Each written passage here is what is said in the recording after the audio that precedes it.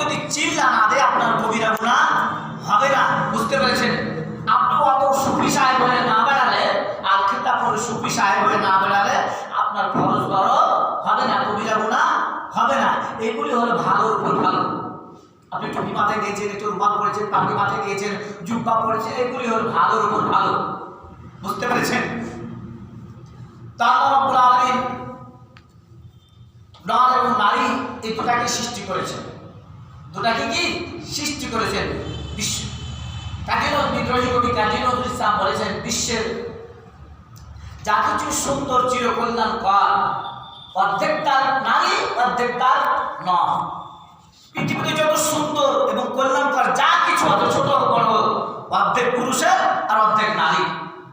পুরুষ তুমি যে অলিল, তুমি সব কিছু সর্বসর্বায় মনে করো না, এত সুন্দর তুমি একা করতে পারবে না। নারী যদি না থাকতো আপনার পরিবারটা সুন্দর হতো না, সমাজ সুন্দর হতো না, রাষ্ট্র সুন্দর হতো না। নারী আছে, ছিল, আছে বলে কি আপনার পরিবার সুন্দর, আপনার সমাজ সুন্দর। এই পৃথিবী বিশ্বের যা কিছু সুন্দর এবং চিরকল্যাণকর অর্ধেকটা করেছে নারী, অর্ধেকটা কি নয়। আল্লামা ইকবাল, বিশ্বকবি আল্লামা ইকবাল, ফার্সি কবি আল্লামা ইকবাল, তিনিও বলেছেন পৃথিবীর তাসবির রঙিন করেছে কি নারী, রঙিন করেছে নারী। পৃথিবীর তাসবির রঙিন করেছে নারী। আর পৃথিবীর সুন্দর এবং উচ্চতার তারই সে তার ধ্বনি। পৃথিবীর যে উচ্চতা এবং সৌন্দর্য এবং রঙিন সব কিছু কি এর সাথে কি নারীর কি কাজ রয়েছে, নারীর অংশ রয়েছে, পুরুষ একাই করতে পারে না। তাহলে নারীকে এত নিচু চোখে দেখা পারে? আল্লাহ রাব্বুল আলামিন নর এবং নারী দুটাই সৃষ্টি করেছেন। তাই বলছিলাম যে পৃথিবীর প্রথম কি সম্পর্ক হলো স্বামী এবং স্ত্রী, স্বামী এবং স্ত্রী। হযরত আদম আলাইহিস সালাম, আমরা জানি যে প্রতিবারই দুটা করে সন্তান হলো, প্রতিবারই দুটা করে সন্তান হলো, যেহেতু তারা প্রথম মানুষ।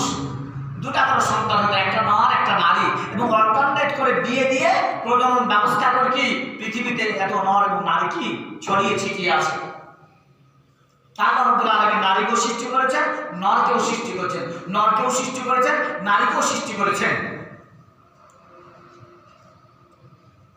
একজন নর এবং নারীর মিলনের বৈধতা হলো কি বিবাহ।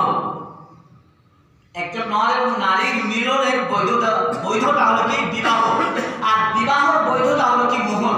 আমি গত জুমায় বলছিলাম এখনো অনেক রাষ্ট্র রয়েছে, অনেক কি সভ্য সমাজ যাদেরকে আমরা মনে করি পাশ্চাত্য সভ্যতা, এখন সেখানে কি ফ্রি সেক্স রয়েছে।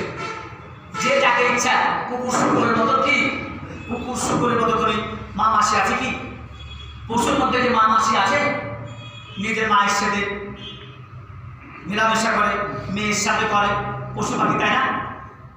তো এখনো অসভ্য সমাজ যাদেরকে আমরা সভ্য মনে করি, যাদেরকে অনুসরণ করতে ইচ্ছা করে, ভালো মনে করি, ইসলামের চাইতে ওই কি কৃষ্টি কালচার ও অসভ্য কৃষ্টি কালচারকে আমরা বেশি ফলো করি, অনুসরণ করি। অথচ ইসলামিক কৃষ্টি কালচারকে আমরা তেমন ফলো করি না, ভালোবাসি না, মহব্বত করি না। তো ওই অসভ্য কৃষ্টি কালচার যেখানে রয়েছে, অসভ্যতা, সেখানে এখনো ফ্রি সেক্স রয়েছে। ফ্রি সেক্স মানে যে যাকে ইচ্ছা কি ব্যবহার করতে পারবে। বুঝতে পেরেছে? হোমোসেক্স রয়েছে, সমকামিতা, পুরুষে পুরুষে বিয়ে এখন অন্য রাষ্ট্র আছে না, নারীকে নারীকে বিয়ে আছে না, বিভিন্ন রাষ্ট্র, অসংখ্য রাষ্ট্রগুলিতে এগুলি তারা কি পার্লামেন্টে আইন পাস করে নিয়েছে যে পুরুষে পুরুষে এটাকে সমকামিতা বলে। লূত আলাইহিস সালামের সময় লাওয়াকাত মানে সমকামিতা ছিল, আর এরই অভিশাপে আল্লাহ রাব্বুল আলামিন তাদেরকে ধ্বংস করে দিয়েছে। এই সমকামিতার অভিশাপে আল্লাহ রাব্বুল আলামিন তাদেরকে সমূলে বিনাশ করে দিয়েছেন। তো বলছিলাম যে সেখানে এখনো পর্যন্ত ফ্রি সেক্স রয়েছে, আপনার হোমোসেক্স রয়েছে, আর লিভ টুগেদার রয়েছে। মানে একত্রে বিয়ে ছাড়াই একত্রে বসবাস করবে তারা, বিয়ে না করে একত্রে বসবাস করে এখনো তাদের রয়েছে। কিন্তু ইসলামী সমাজে, ইসলামী সভ্যতাতে এগুলি কি আছে? ইসলামী সভ্যতাতে একটা নর এবং নারী ততক্ষণ পর্যন্ত একত্রিত হতে পারবে না, মিলামেশা করতে পারবে না, মানে কনজুগাল লাইফ লিড করতে পারবে না, ততক্ষণ পর্যন্ত বিবাহ না হবে। তাহলে একজন নর এবং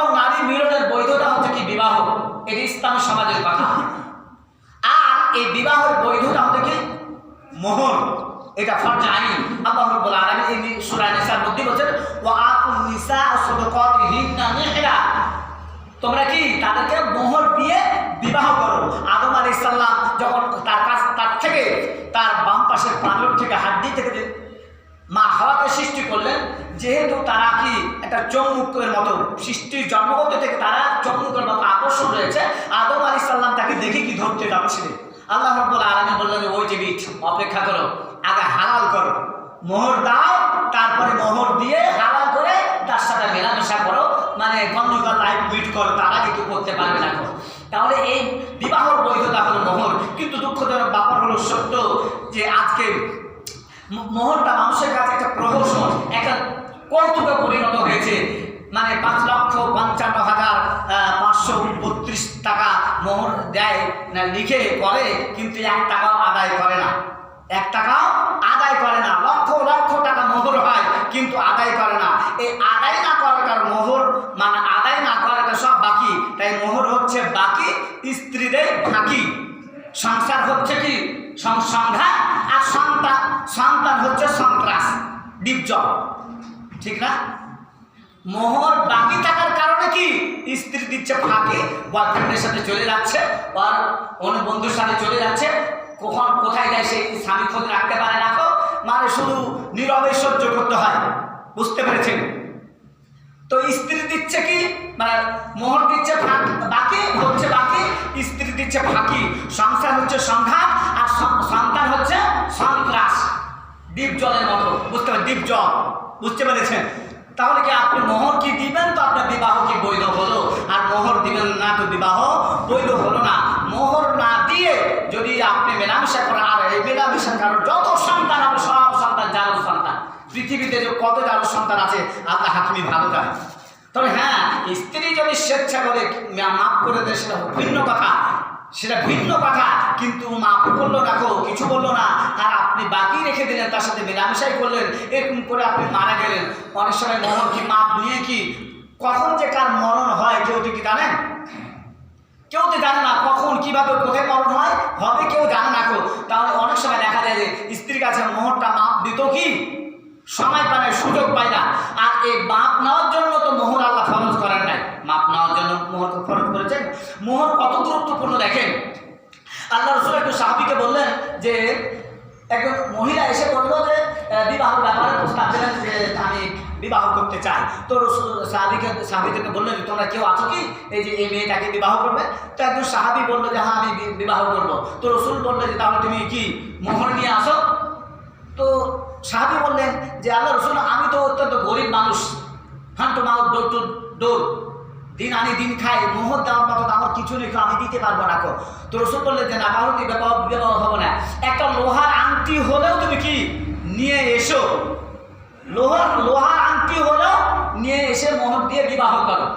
তারপর সে কি খুঁজে পেল না, আনতে পারলো না। এক কথায় রাসূল বললেন যে তাহলে কি তুমি কোরআন কারীমের কোনো সূরা তোমার মুখস্থ আছে? তো সে বলল যে হ্যাঁ অমুক অমুক সূরা আমার মুখস্থ আছে। রাসূল বললেন যে এই সূরাটি তাকে শিক্ষা দিয়ে, এইটা তোমার কি শিক্ষা দেওয়ার কারণে এইটা তোমার মোহর হিসাবে গণ্য হলো, তখন তুমি তার সাথে কি হালালভাবে মেলামেশা করতে পারবে, কনজুগাল লাইফ মৃত্যু করতে পারবে, তার আগে পারবে না। সুবহানাল্লাহ, সুবহানাল্লাহ। মোহর কত গুরুত্বপূর্ণ। আর এটার উপর ডিপেন্ড করে এটার দৃষ্টিকোণ থেকে অনেকে বলেন যে কোরআন পড়িয়ে পারিশ্রমিক নেওয়া যাবে না। হেকাবিদগণ এই হাদিসের উপর এটার উপর ভিত্তি করে বলেছেন, জায়েজ করেছেন যে কোরআন পড়িয়ে পারিশ্রমিক। তবে হ্যাঁ আপনার ডিমান্ড যে এত নিব এই কাজ করা যাবে না। আজকে বক্তারা ডিমান্ড করে না, দুঃখজনক ব্যাপার হলো সত্য। আমরাই তাদেরকে কি মানে জাহান্নামের দিকে ঠেলে দিচ্ছে, তারাও যাচ্ছে, আমরাও সমাজের লোক মানে ডিমান্ড দিয়ে তাদেরকে নিয়ে আসছি। যে বক্তা বেশি সুর করতে পারে, কণ্ঠ বেশি মানে জমাতে পারে, মজাতে পারে, জোগাড়ি করতে পারে, যোগ করতে পারে, সেই বক্তার কি মানে ডিমান্ড বেশি, তাকে বেশি ডিমান্ডে আমরা নিয়ে আসছি। কিন্তু আমরাও কি তার থেকে বাঁচতে পারবো না।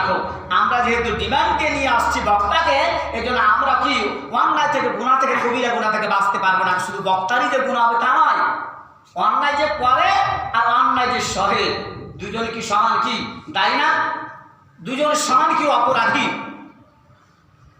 বক্তারাও অপরাধী যারা কি ডিমান্ড, যা আমি 1,000 হলে আছি বা 1,000-এ যাবো, এই জন্য তো এত ওয়াজ হচ্ছে, তাফসির হচ্ছে, কি তাসির হয় না। কেন হয় না? এই যে ডিমান্ড, সে দিন প্রচারের উদ্দেশ্য থেকে কথা বলে না, কোরআন হাদিসের কথা বলে না। এটাও একটা কমার্শিয়াল হয়ে গেছে। এখন সব কিছু লেখাপড়া, এই ওয়াজ নসিহত, এইগুলিও কি কমার্শিয়াল হয়ে গেছে, ব্যবসা বাণিজ্যের মতো হয়ে গেছে, যার কারণে মানে কথার মধ্যে কোনো তাসির হয় না। এই মানে মানুষ হেদায়েত কেমন হয় না, খুব কম সংখ্যে কি হেদায়েত হচ্ছে। তো এই বলছিলাম যে মানুষ মোহর বাঁধে ঠিকই, কিন্তু আদায় করে না। তো এই আদায় না করার কারণে মানে আমরা মোহরে ফাঁকি তাকিয়ে যাচ্ছি, আর স্ত্রীও আমাদেরকে ফাঁকি দিচ্ছে। আমার সংসারটা কি সংঘাতে পরিণত হচ্ছে, পরিবারটা, আর সন্তান যেগুলি হচ্ছে এগুলি কি সন্ত্রাসে পরিণত হচ্ছে, এই শুধুমাত্র মোহর না দেওয়ার কারণে। আপনি ঠিকমতো মোহর দেন এবং সেই আপনি পরিবারগুলি, যেই মানে পরিবারটা যাদের বিবাহ ইসলামিক কায়দায় হয়েছে এবং মোহর মানে আদায় করে হয়েছে, দেখবেন এগুলিতে তেমন সংঘাত, তেমন খুঁজে আপনি পাবেন না।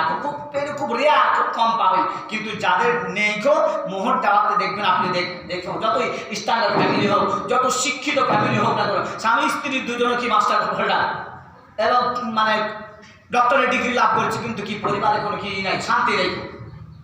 যেই পরিবারে শান্তি নেই সেই পরিবারে সাফল্য নেই। এটা বিবাহের মধ্যে কোনো সাফল্য নেই। শান্তি তো যে পরিবার আছে সেই বিবাহটা কি সাফল্য।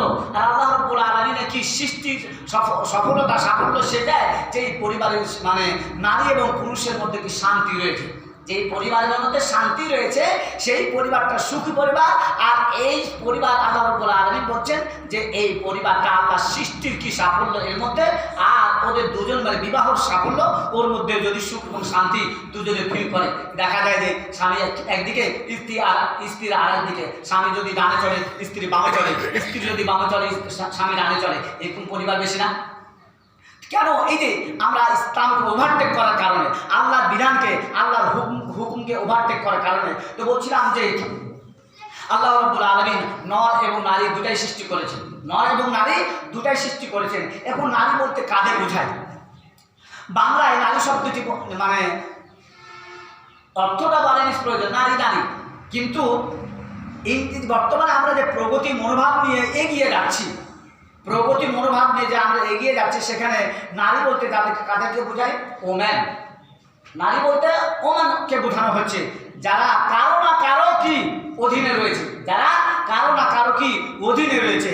কিন্তু আরবি শব্দ মাহিরাতুন শব্দ থেকে মানে সংক্ষেপ করে মহিলা বলা হয়। মাহিরাতুন এটা আরবি শব্দ, আমরা মহিলাদের বলি, এটা কিন্তু বাংলা নয়, এটা বাংলা নয়, এটা মাহিরাতুন শব্দ থেকে এসেছে। একে সংক্ষেপ করে আমরা মহিলা বলি। মাহিরাতুন শব্দের অর্থ হলো কি মহল আলী, অলি, মহল অলি মানে অন্তর্মহলের মালিক, অন্তর্মহলের মালিক তাদেরকে বলা হয় মহল অলি। আমরা রিক্সাওয়ালা বলি না, বেগুনওয়ালা বলি, মাছওয়ালা বলি। তো মাহিরাতুন শব্দের অর্থ মহল অলি, যারা অন্তর্মহলের মালিক। তাই নারীরা হবে অন্তর্মহলের মালিকেরা, এরা অন্তর্মহলে থাকবে। এরা পুরুষের মতো ওপেন চলাফেরা করতে পারবে না, করবে না। হ্যাঁ, করতে চাইলে অবশ্যই আল্লাহ রাব্বুল আলামিন তাদের তাও বিধান দিয়েছে, অকরনা ফি বুয়ুতিকুন্না ওয়ালা তাবাররাজনা তাবাররুজাল জাহিলিয়াতিল উলা। ও নারী সমাজ, তোমরা ওই অসভ্য সমাজ, জাহিলি সমাজের মতো তোমরা ওপেন চলাফেরা করো না। তোমরা যখন বাইরে আসবে তখন বোরকা পরে একটা চাদর, একটা হিজাব, পর্দা মেনটেন করে আসবে। যেহেতু তোমরা কি অন্তর্মহলে কি জিনিস দেখে থাকি, বাস্তবে তিনটি জিনিসে প্রায় ঢাকনা লাগে, তিনটি জিনিসে ঢাকনা লাগে।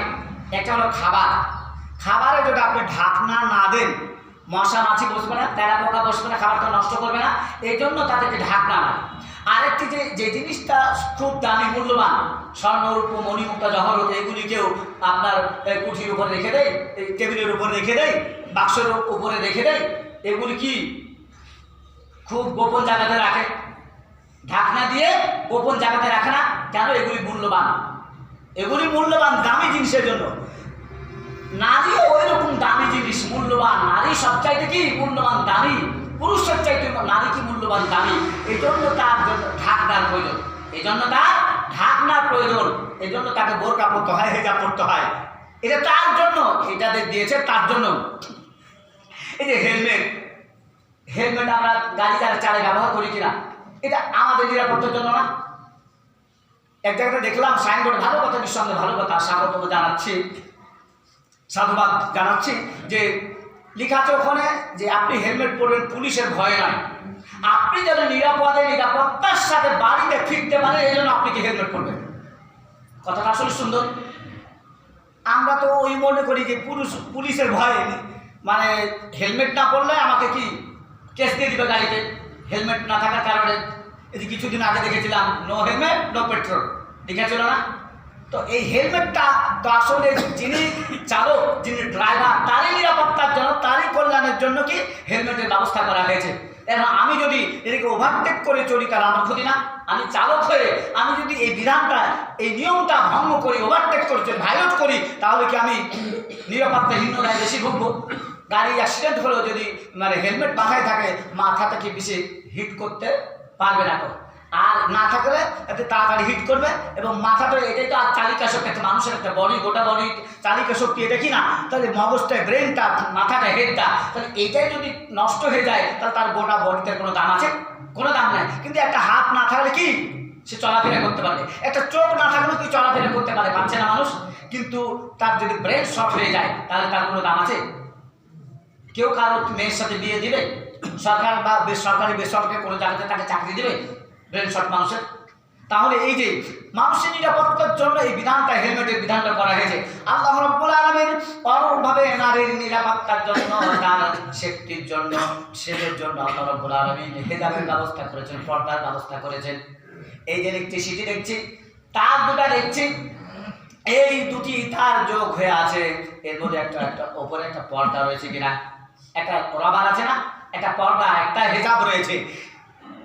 এই দুটি যখন হেজাব মেনটেন করে, পর্দা মেনটেন করে কোনো জায়গাতে ঠেকছে, তখন যে লাইট জ্বলছে, ফ্যান চলছে না, আর আপনি এই পর্দাটা, রবারটা, হেজাবটা উঠিয়ে নিয়ে তখন দেখবেন যে লাইট তো জ্বলবেই না, তার আগেই কি আগুন জ্বলে যাবে না?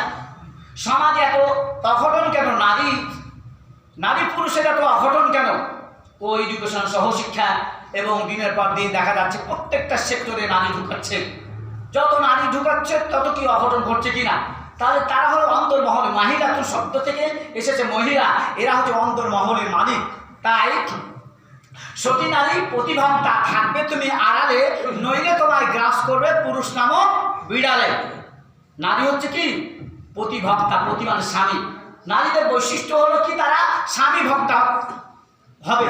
এই জন্য বলা হয়েছে সতী নারী, তাকে সতী নারী।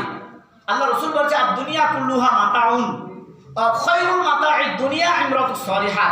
দুনিয়া সব হচ্ছে কি সম্পদ, এই সব সম্পদের মধ্যে শ্রেষ্ঠ মানব সম্পদ হচ্ছে কি নারী জাতি। যে নারী তার সতীত্ব রক্ষা করে চলে, যে নারী হেজাব মেনটেন করে চলে, পর্দা মেনটেন করে চলে, তাহলে নারীর সতীত্বের জন্য, নারীর কি নিরাপত্তার জন্য ইসলাম তার কি হেজাবের ব্যবস্থা করেছেন, পর্দার ব্যবস্থা করেছেন।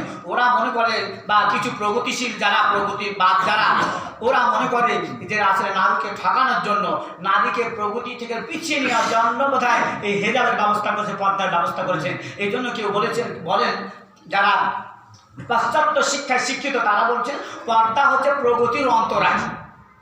ওরা বলে যে পর্দা প্রগতির অন্তরায় নয়, পর্দা হচ্ছে প্রগতির বাধা। অ্যাডভান্স হওয়ার জন্য যেটা বাধা সেটা হচ্ছে কি পর্দা। ওরা মনে করে যে পর্দা মেনটেন করলে, পর্দা পড়লে, হেজাব পড়লে তারা কি ব্যবসা বাণিজ্য করতে পারবে না, চাকরি বাকরি করতে পারবে না, এরকম তাদের মন মানসিকতা, লেখাপড়া করতে পারবে না, এরকম তাদের মানে টেন্ডেন্সি, ফিলিংস, অনুভূতি এরকম তাদের, যার কারণে তারা বলে যে পর্দা হচ্ছে প্রগতির অন্তরায়। আসলে পর্দা প্রগতির অন্তরায় নয়। তো বলছিলাম যে নারী অত্যন্ত দামি, একটা মূল্যবান, এই জন্য ঢাকনা দরকার। খাদ্য যেমন কি খাদ্যটা ভালো রাখার জন্য, নিরাপত্তার জন্য, মশা মাছি থেকে বাঁচিয়ে রাখার জন্য যেমন ঢাকনার প্রয়োজন, তেমনইভাবে আপনার এই মূল্যবান যে স্বর্ণ, রৌপ্য, মণিমুক্তা, জহরত, এইগুলিকে মানে নিরাপত্তার জন্য তার ঢাকনার প্রয়োজন, তার গোপন জায়গাতে রাখতে হয়। অনুরূপভাবে নারীকেও কি তার নিরাপত্তার জন্য, তার ভালোর জন্য, কল্যাণের জন্য তাকে পর্দার মধ্যে থাকতে হবে, হিজাবের মধ্যে থাকতে হবে। তাই নারী আরবি শব্দ হচ্ছে মহিলা, মাহিলাতুন, আর এর সংক্ষেপে যে মহিলা, আর এর অর্থ হচ্ছে মহল ওয়ালি, মানে অন্দর মহলের এরা মালিক। অন্দর মহল যত মেনটেন করে চলবে, পুরুষ বাইরের কাজ করবে আর নারী ভিতরের কাজ করবে, তবে হ্যাঁ তারা পর্দা মেনটেন করে বাইরেরও কি কাজ করতে পারবে। ইসলাম এত ন্যারো মাইন্ডেড নয়, ইসলাম সবসময় কি ব্রড মাইন্ডের এবং মানে ব্যালেন্স নিয়ে কথা বলেছেন, ইমব্যালেন্স কোনো কথা ইসলাম বলেন নাই। আল্লাহ রাব্বুল আলামিন বলেছেন লা ইউকাল্লিফুল্লাহু নাফসান ইল্লা উসআহা, আল্লাহ মানুষের সাধ্যের অতিরিক্ত কোনো কিছু কোনো বিধান মানুষের চাপিয়ে দেন নাই। কিন্তু আজকে নারী সমাজ তাদেরকে মানে মহিলা বলার থেকে তারা মানে স্ত্রী যারা, তারা স্ত্রীর থেকে ওয়াইফ বলতে খুশি হন। স্ত্রীরা মানে স্ত্রীর থেকে ওয়াইফ শব্দটা বললে তারা বেশি খুশি হন, আনন্দ পান। কিন্তু ওয়াইফ যারা বলেন তারা অর্থটা কি করেছেন, ওয়াইফের অর্থটা কি? Wonderful instrument for enjoyment. Wife চারটা লেটার আছে না, WIFE আছে কি না? তাহলে এই ডাব্লু দিয়ে ওয়ান্ডারফুল, আই দিয়ে ইনস্ট্রুমেন্ট মানে যন্ত্র, ফর এফ দিয়ে ফল, আর ই দিয়া এনজয়মেন্ট। এক কথায় ওয়াইফের অর্থ হলো মানে উপভোগের যন্ত্র বিশেষ। প্রগতিবাদ যারা তারা বলেন যে ওয়াইফের শব্দ তারা অর্থ করেছেন যে মানে উপভোগের মজা, আনন্দ, রিল্যাক্সের মানে যন্ত্র বিশেষ হচ্ছে কি নারী, ওয়াইফ। এক কথায় নারী, তারা এক নারীকে মনে করেন এবং বলেন যে এরা হচ্ছে আসলে উপভোগের বস্তু আর উপভোগের যন্ত্র বিশেষ। কিন্তু তারা তাদেরকে মহিলা না ভেবে এবং স্ত্রী না ভেবে মহল ছেড়ে তাদের মান ক্ষুণ্ণ করে তারা কি তাদের পর্দাকে উপেক্ষা করে দিনের পর দিন তারা ওপেন হতে শুরু করেছে এবং আধুনিকতায় গা ভাসাতে শুরু করেছে। কিন্তু আধুনিকতায় গা ভাসিয়ে তারা কি পেল? আধুনিকতা গা ভাসিয়ে তারা কি পেয়েছে? প্রগতি ও পাশ্চাত্য দৃশ্যপটে আমরা দেখি যে তারা আধুনিকতা গা ভাসিয়ে তারা কি পেয়েছে। ইতালিতে প্রতি 3 ঘন্টায় মানে একজন মেয়ে তার সতীত্ব হারাচ্ছে। প্রতি 3 ঘন্টায় একজন মেয়ে তার সতীত্ব হারাচ্ছে, যার প্রথম দিনে তার প্রতিবাদে প্রথম দিনে 2000টি নারী রাস্তায় নেমেছে প্রতিবাদে মিছিল নিয়ে। তো এই যে মানে আধুনিকতায় গত জুমায় বলছিলাম আমরা মডার্ন হতে গিয়ে, আধুনিক হতে গিয়ে আমাদের যে কখন মানে অজান্তে আমাদের ইমান আকিদা এগুলি চলে যাচ্ছে, ইসলাম চলে যাচ্ছে, ধর্ম চলে যাচ্ছে, আমরা বুঝতে পারি না। অনেক সময় বুঝতে পারি না, আবার অনেক সময় বুঝতে পেরেও কিছু করি না, মানে রিল্যাক্সের জন্য, আমোদ প্রমোদের জন্য, মানে দুনিয়া মানে মজা লুটার জন্য ওগুলি তেমন কিছু মনে করি না। তো যে প্রতি 3 ঘন্টায় একজন মেয়ে তার সতীত্ব হারাচ্ছে, যার প্রতিবাদে প্রথম দিনে কি 2000 নারী রাস্তায় নেমেছে। ফ্রান্সে আপনার 10,000 নারী 40,000 পুরুষের মানে লালসা সাহসর্য মানে দিতে এবং হতে বাধ্য হচ্ছে। প্রতি মানে 10,000 নারী 40 জন পুরুষের লালসা সাহচর্যে পরিণত হচ্ছে। ফ্রান্সে কুত্তার বিচার হলেও নারী কুত্তা মানে কুকুর হত্যার বিচার হলেও নারী হত্যার তেমন বিচার হয় না।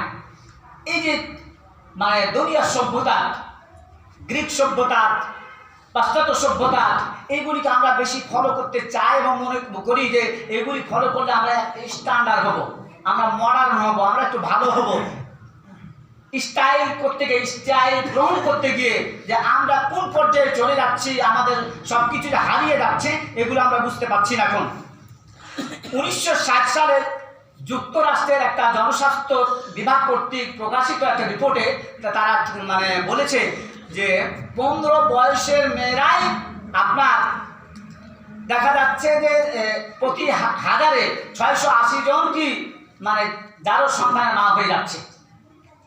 প্রতি 1000-এ 15 বছরের কম বয়সী মেয়েরাই প্রতি 1000-এ 680 জন কি মেয়েরা মানে যারও সন্তানের মা হয়ে যাচ্ছে। হিলারি ক্লিন্টন এক সময় পাকিস্তানের এক কলেজে নবীনবরণ অনুষ্ঠানে আলোচনা করতে গিয়ে তাদেরকে বলছিলেন যে ও নারী সমাজ, তোমরা যে যে ধর্মের আছো, গো ব্যাক টু রিলিজিয়ন, তোমরা ধর্মের দিকে ফিরে যাও, নিজ ধর্ম পালন করো। বৌদ্ধরা তোমরা বৌদ্ধ ধর্ম ফিরে যাও, তোমাদের ধর্ম পালন করে, হিন্দুরা তোমাদের গীতায় ফিরে যাও, মুসলমান তোমরা কোরআনে ফিরে যাও। এমনি করে তিনি বললেন যে নিজ এক কথায় নিজ নিজ ধর্মে ফিরে যাও। কেননা আমেরিকায় মানে 80% মেয়েরা মানে বিয়ের আগে মা হয়ে যায়। 80% মেয়েরা বিয়ের আগে কি মা হয়ে যায়। তাহলে তারাও কি বুঝতে পারছেন? তো এই যে মানে আধুনিকতা এই ভাষা থেকে মানুষ মানে কি পাচ্ছে, মেয়েরা কি পেয়েছে? ইসলাম তাই তাদেরকে যতটাকে সম্মান মর্যাদা দিয়েছে আর কোনো ধর্মে দিতে পারে না। ইতিহাস সাক্ষী যে তাদেরকে জীবন্ত কবর দেওয়া হয়েছে। একটা নিকৃষ্ট কাজ আর আছে বলে মনে হয়? পৃথিবীর কোন রাষ্ট্র, কোন দেশে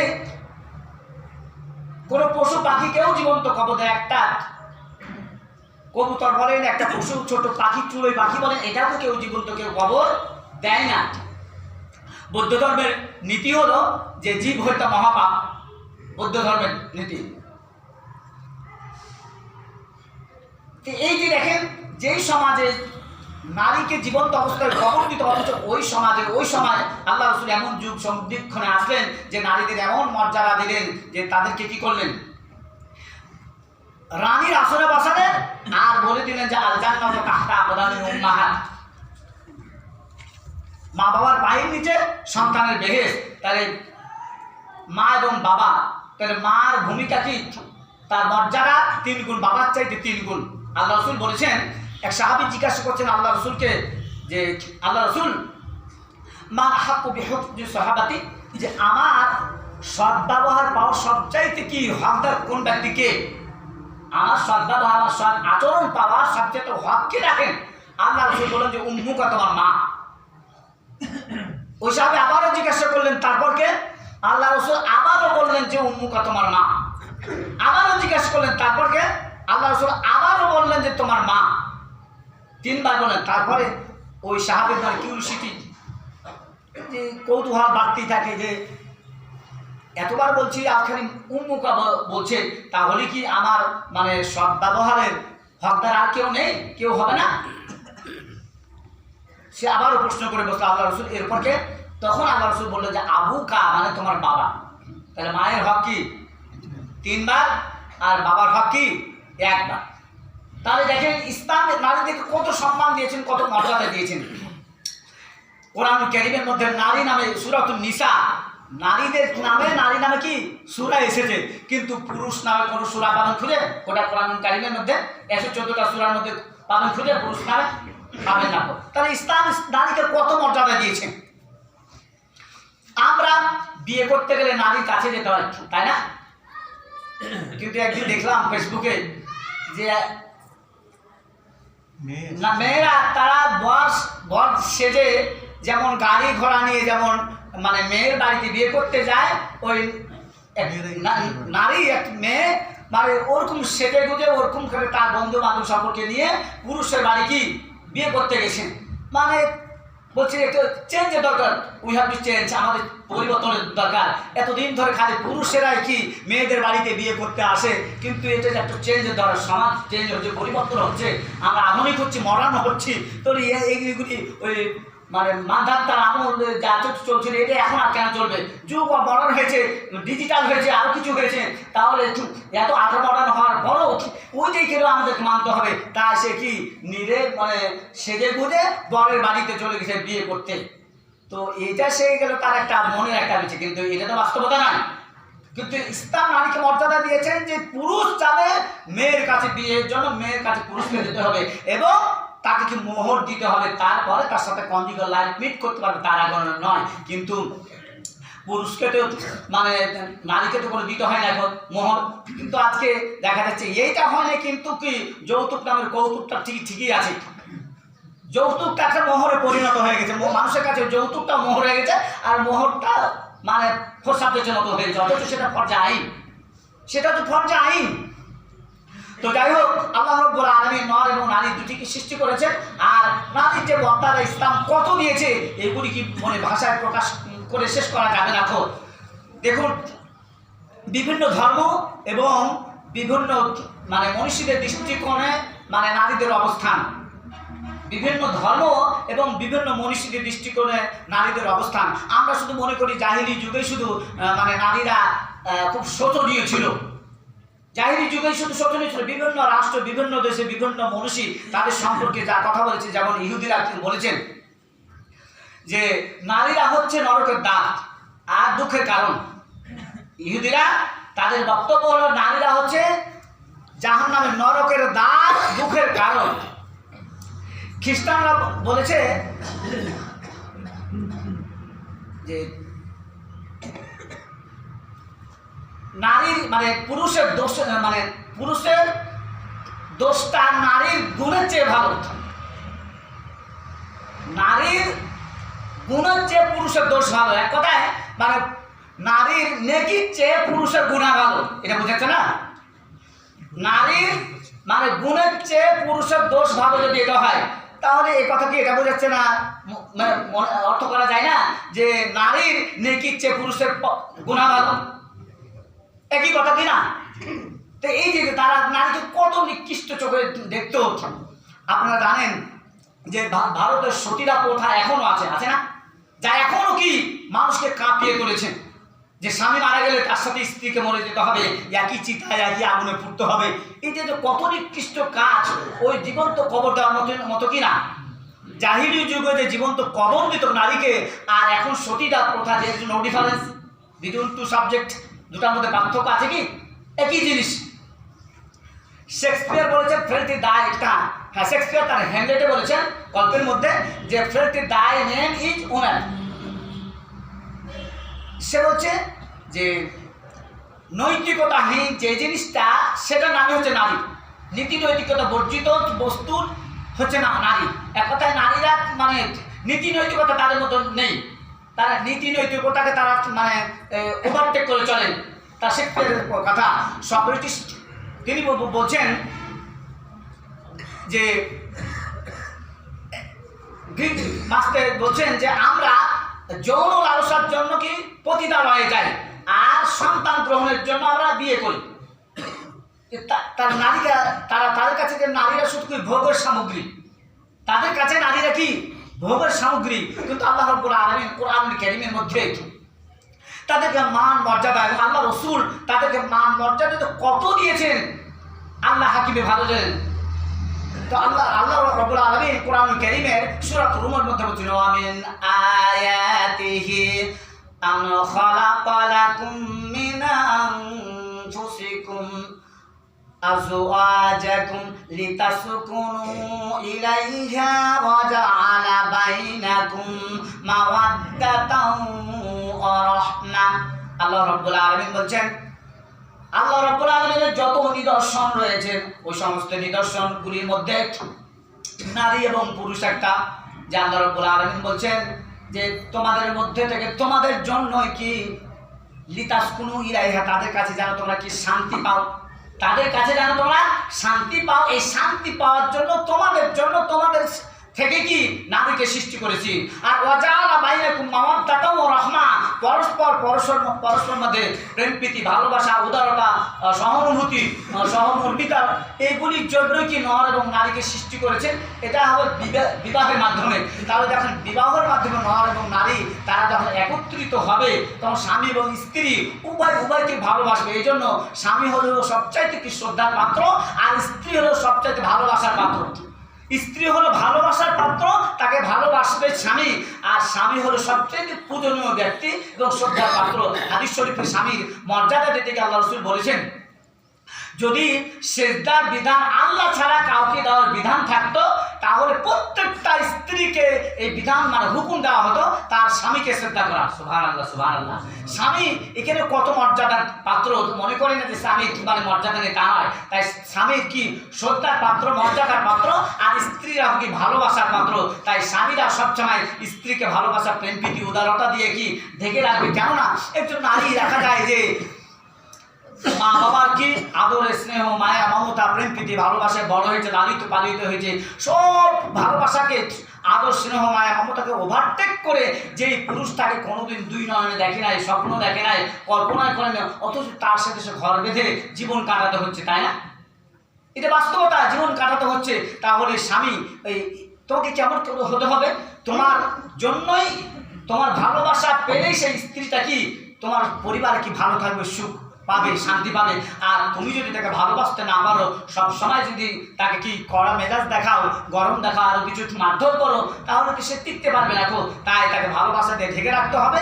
আর স্বামীরা যেহেতু এখানে মহিলারা নেই, এই নারীর কথা বলি তো মহিলাদের বেশি দরকার, কিন্তু এখানে যারা কি মানে বড় আছে, যারা বিবাহিত আছি আর এবং যারা বড়, এই জন্য একজন নারীর আপনার দেখাশোনার দায়িত্ব হলে 4টা পুরুষের। একজন নারীকে কন্ট্রোল করতে হয়, দেখাশোনা দেখভাল করতে হয় 4টা পুরুষকে।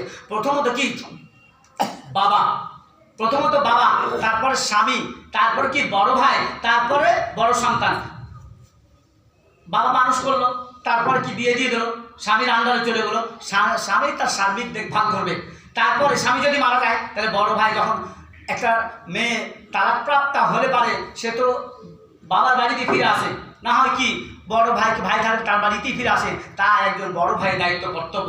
এবং যদি বাবা মারা যায়, তাহলে বড় ছেলে থাকলে বড় ছেলের দায়িত্ব কর্তব্য যে তার মায়ের দেখভাল করে সার্বিক, শুধু কাপড় চোপড় নয়, ওষুধপত্র নয়, তার ধর্মকর্ম থেকে শুরু করে তার পর্দা সব কিছু কি একজন পুরুষ। তাই একজন নারীকে কন্ট্রোল করা, দেখাশোনা দেখভাল করার দায়িত্ব হলো 4টা পুরুষের। আল্লাহ রাব্বুল আলামিন নারী এবং পুরুষ দুটাকে সৃষ্টি করেছেন। এই জন্য বিদ্রোহী কবি কাজী নজরুল ইসলাম বলেছেন, বিশ্বর যা কিছু সুন্দর চির কল্যাণকর, অর্ধেক তার করেছে নারী, অর্ধেক তার নর। তাহলে নারী এবং পুরুষ দুজনেরই কি সমান কি দায়িত্ব কর্তব্য রয়েছে এই পরিবারটাকে সুন্দর করার জন্য, সমাজটাকে সুন্দর করার জন্য। এককভাবে স্বামী যদি মানে দায়িত্ব পালন করে আর স্ত্রী না করে, তাহলে হবে না, সুন্দর হবে না। পরিবারে স্ত্রী শুধু সব দায়িত্ব পালন করবে আর পুরুষ নর সে নবাবজাদা রসুল্লাহ খান হয়ে চেয়ারে বসে, সোফাতে বসে গেলে হুকুম চালাবে, এটাও নয়। তার কাজে তাকে সাহায্য করবে। আল্লাহ রসুল, সাহাবাত নাই, নবী রসুল এরা তার স্ত্রীদেরকে সাহায্য করেছেন। পুরুষদেরও দায়িত্ব কর্তব্য তার সংসারে কি তাকে সাহায্য করা। আল্লাহ রাব্বুল আলামিন নর এবং নারী সৃষ্টি করেছেন এবং দুটার মধ্যে যে মহব্বত ভালোবাসা প্রীতি দিয়েছেন, উভয় যখন দায়িত্ব কর্তব্য পালন করবে তখনই সেটা হবে, তারা হবে না। আল্লাহ রাব্বুল আলামিন সকলকে তৌফিক এনায়েত করুন, সকলকে আল্লাহুম্মা আমিন। ওয়া আখিরু দাওয়ানা আলহামদুলিল্লাহি রাব্বিল আলামিন।